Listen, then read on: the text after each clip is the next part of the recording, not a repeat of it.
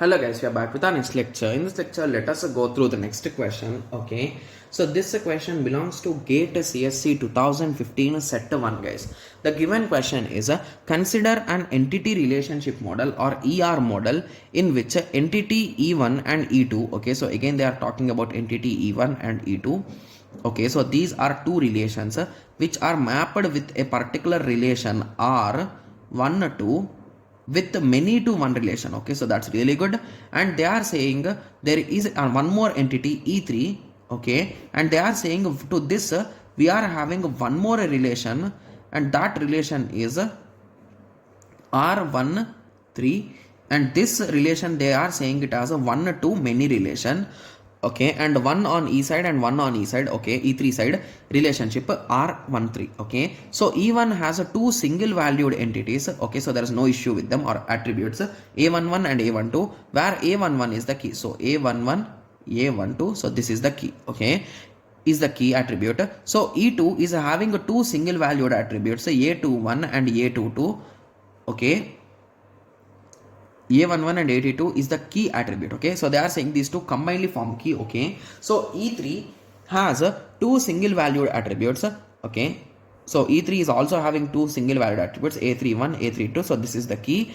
Okay, and now they are asking how many different tables are possible, right? Yes, I think this is a fill in the blank question. There should not be any options, guys. Okay, yes. So now once you observe this question, what we can conclude, guys? So here we are having many to many relation 1 and one to many relation 1. So by now everyone has understood, right? So whenever we are talking one to many relation, there is no need of any extra table.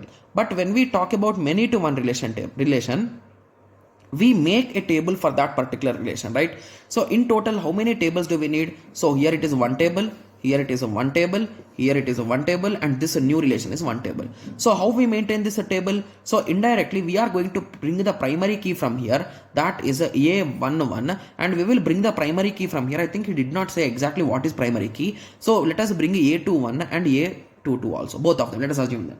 So at that time, this will be our new table data, and this combinedly, these three values will become our composite primary key. Got it?